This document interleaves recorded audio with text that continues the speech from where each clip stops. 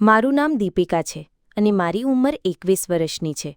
હું બીએનું અભ્યાસ કરી રહી છું અને મને મોડર્ન કપડાં પહેરવા ખૂબ જ પસંદ છે.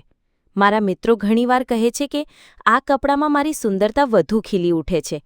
મારો નાનો ભાઈ દીપાંશુ, જે 17 વર્ષનો છે, એટલો હટ્ટાકટ્ટો લાગે છે કે કોઈ તેને 25 વર્ષનો સમજે.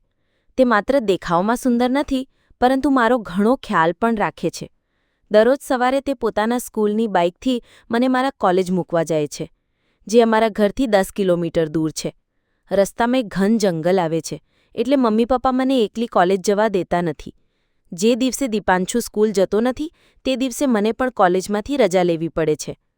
દીપાંશુ ધોરણ 10માં ભણે છે. સ્કૂલમાંથી પરત આવતા સમયે તે મને ઘણીવાર આઈસ્ક્રીમ ખવડાવે છે. અમે બંને ભાઈ બહેન બાળપણથી જ એકબીજા સાથે ખૂબ નજીક છીએ.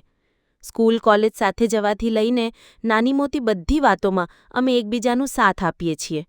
હું તેની દરેક વાત માનું છું અને તે મારું સંપૂર્ણ ધ્યાન રાખે છે.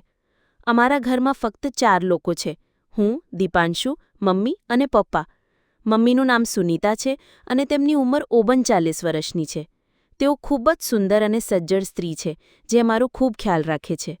પપ્પાનું બિઝનેસ છે, એટલે તેઓ ઘણીવાર બહાર રહે છે. બાળપણમાં અમારો પરિવાર હંમેશા હસી ખુશીમાં રહેતો, પરંતુ પપ્પાના વારંવાર બહાર રહેવાના કારણે મમ્મીના ચહેરાની ચમક ધીમે ધીમે ઓછી થવા લાગી. હવે તેમના ચહેરા પર ક્યારેક ક્યારેક ઉદાસીનતા અને ચિંતા દેખાઈ આવે છે. હું અને દીપાંશુ પ્રયત્ન કરીએ છીએ કે મમ્મીને ખુશ રાખીએ, પણ પપ્પાની ગેરહાજરી તેમના દિલ પર ભાર મૂકે છે. તે દિવસ સાંજે જ્યારે દીપાંશુ મને કોલેજમાંથી લેવા આવ્યો, ત્યારે અમે બાઇક લઈને ઘરની તરફ નીકળ્યા. રસ્તામાં જંગલના મધ્યમાં અચાનક બાઇક ખરાબ થઈ ગઈ. ધીમે ધીમે અંધકાર છવાતો ગયો અને બાઇક ઠીક થવાનું નામ જ ન લેતી. મેં ચિંતિત થઈને પૂછ્યું, ભાઈ, શું થયું? બાઇક ક્યારે સુધી ઠીક થશે? તેણે કહ્યું, બસ બનાવી રહ્યો છું, જલ્દી થઈ જશે. પણ જોતાં જોતાં અંધકાર વધારે ઊંડો થવા માંડ્યો.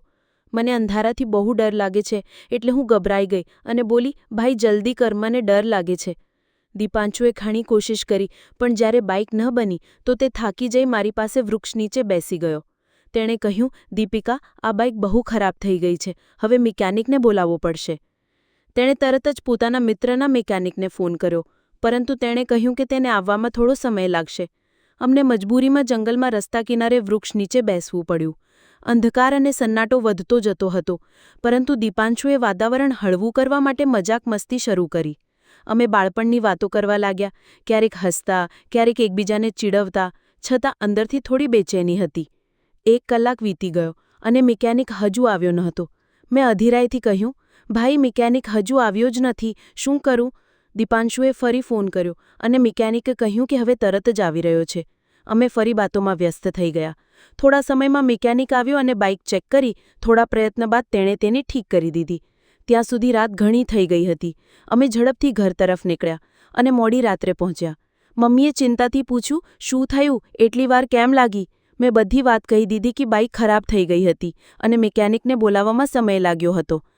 તે દિવસે પપ્પા બિઝનેસના કામે બહાર ગયા હતા અને આવવાના ન હતા. અમે ત્રણેય, હું, દીપાંશુ અને મમ્મી સાથે મળીને જમ્યા. થાકેલા હતા, પરંતુ મનમાં શાંતિ હતી કે અમે સલામત રીતે ઘરે આવી ગયા. જમ્યા પછી અમે અમારા ઓરડામાં સૂવા ગયા. એ રાતે જંગલના અંધકાર અને ડર વચ્ચે દીપાંશુનો સાથ મને હિંમત આપતો રહ્યો અને અમારી ભાઈ બહેનની બોન્ડિંગ વધુ મજબૂત થઈ ગઈ.